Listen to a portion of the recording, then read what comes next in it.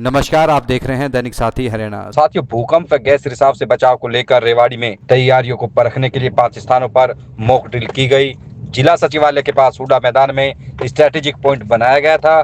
यहां पर NDRF, CRPF, दमकल विभाग, बिजली निगम, पुलिस व स्वास्थ्य विभाग की टीमें सुबह 8 बजे से ही पहुंचना शुरू हो गई थी। 9 बजे जैसे ही भूकंप की कॉल का सायरन बजा, थोड़ी देर बाद अलग अलग स्थानों से नुकसान की खबरें आने लगी। स्ट्रेटेजिक पॉइंट से राहत एवं बचाव टीमों को भेजना शुरू कर दिया गया। स्ट्रेटेजिक पॉइंट पर डीआरओ प्रदीप देशवाल व एडीसी राहुल मोदी ने मोर्चा संभाला हुआ था। रेवाड़ी के गढ़ीबोली रोड स्थित अमनगनी सोसाइटी में भी एनडीआरएफ की टीम ने मोर्चा संभाल लिया था। यहाँ के ब्लॉक नंबर 6 में ज्यादा नुकसान की सूचना थी। तुरंत इमरजेंसी गेट को काटकर घायलों को बाहर निकाला गया। 2 रेजिडेंट जहां अचेत अवस्था में मिले, उनको बाहर निकाला गया। वहीं 2 अन्य घायलों को भी अस्पताल पहुंचाया गया। यहां पर म्युनिसिपल कमिश्नर ब्रह्म प्रकाश अहलावत के नेतृत्व में पूरा ऑपरेशन चलाया गया। एनडीआरएफ के अधिकारी व कर्मचारी लगातार बचाव कार्य में लगे हुए थे। इसके अलावा रेवाड़ी के पुष्पांजलि अस्पताल, डीटीसी का दफ्तर, आरपीएस स्कूल, वहीं बावल में नैरोलैंक कंपनी में जैसे ही गैस रिसाव की सूचना मिली, राहत एवं बचाव कार्य मौके पर पहुंचा और तमाम जो घायल थे उनको बाहर निकाला गया। पूरे शहर में तमाम एम्बुलेंस दौड़ती हुई दिखाई दी। चारों ओर चर्चा बनी रही, आखिर रेवाड़ी शहर में क्या हुआ। बाद में पता चला कि ये पूरी तरह से एक एक्सरसाइज थी ताकि किसी भी आपदा की स्थिति में कम से कम नुकसान हो और जल्द से जल्द घायलों को अस्पताल में पहुंचाया जाए। आप अमनगनी में ऑब्जर्वर बनाए गए थे, तमाम जो ऑपरेशन चला है, क्या पूरा ऑपरेशन रहा, क्या खामियां रही, क्या अच्छाइयां रही है? मैं सबसे पहले तो बताना चाहता हूं, मैं कप्तान वीर सिंह यादव प्रशासन की तरफ से मेरे को अमनगनी के अंदर जो ऑपरेशन चलाया उसके अंदर ऑब्जर्वर लगाया था, क्योंकि मेरी आर्मी इसके अंदर फायर एंड सेफ्टी अफसर का मेरा कोर्स था। उसको देखते हुए मुझे आज यहाँ डिप्यूट किया गया था। मैंने कुछ एक पॉइंट नोट किए। डीआरएफ का काम बहुत ही एक्सीलेंट तो नहीं कहूँगा, बहुत अच्छा था, ठीक है। उन्होंने कुछ कटिंग करने में, अंदर जाने में, मतलब उनको ढूंढने के अंदर जो पेशेंट आए थे उनको थोड़ा सा ज़्यादा टाइम लगा। अगर थोड़ा सा कम टाइम और लगता तो इतनी ज़्यादा इंजरी नहीं होनी थी उनको। दूसरा, मैं प्रशासन की तरफ से जो एम्बुलेंस का यहाँ पर बंदोबस्त करना था, सिर्फ 2 एम्बुलेंस थी, वो भी एक दूर खड़ी हुई थी। पेशेंट को वहाँ तक जाने के लिए काफ़ी टाइम लगा और उसे मतलब और नज़दीक हो सकता था। दूसरे तीसरे पेशेंट को ले जाने के लिए एम्बुलेंस ही नहीं थी, इनको हॉस्पिटल से मंगवाना पड़ा। ये मेरा कहना है कि इस प्रकार के ऑपरेशन होना चाहिए तो उसमें प्लानिंग होनी चाहिए और जल्दी से जल्दी एम्बुलेंस तो सबसे पहले आकर खड़ी होनी चाहिए, ताकि इस प्रकार के जितने भी ऑपरेशन होते हैं, हमारा काम है कि इस एक ऑपरेशन का ज़्यादा से ज़्यादा आदमियों को कैजुअलिटी कम हो और उनके अंदर किसी प्रकार का कोई तकलीफ है, दर्द है, उनको हम मिटा सके। मेरा यही कहना है प्रशासन से। Thank you so. पूरा ऑपरेशन ये था कि यहाँ पे CSSR का ऑपरेशन था, अर्थक्वेक का। आफ्टर अर्थक्वेक इंसिडेंट्स कमांडर जो यहाँ के थे लोकल, उन्होंने हमारी टीम को इन्फॉर्म किया कि ऐसे यहाँ पे अर्थक्वेक आया हुआ है और 4 विक्टिम फंसे हुए हैं।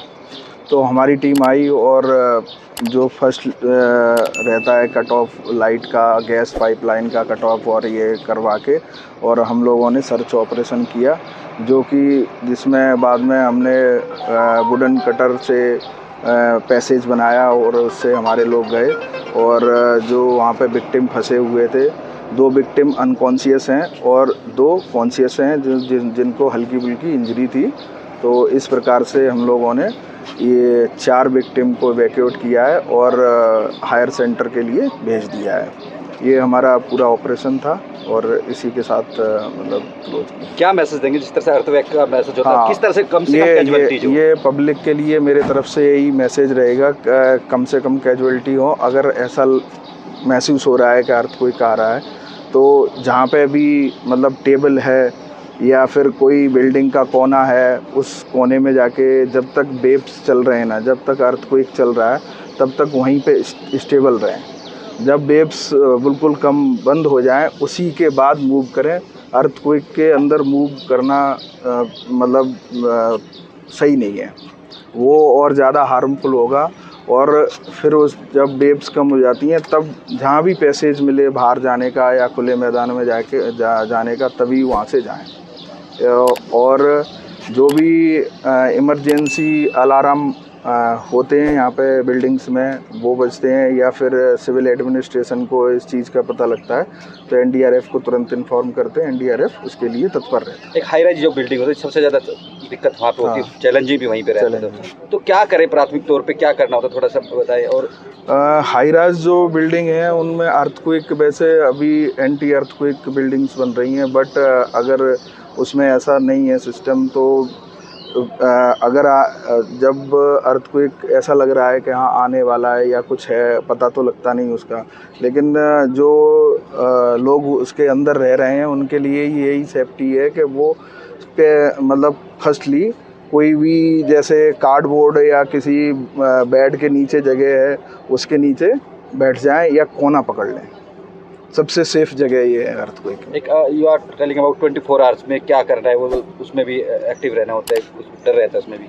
हाँ, उसमें आफ्टर शॉक या आफ्टर अर्थक्वेक भी फिर दोबारा से आने के चांस रहते हैं, तो उस बिल्डिंग को इवैक्यूएट करा दें फटाफट, जल्दी से जल्दी जितना हो तो यहाँ उस पर एरिए को, और सेफ जगह पे सबको स्टे कराएं। यहाँ पर कितनी टीम लगी थी सर आज? आज हमारी एक टीम ही लगी थी।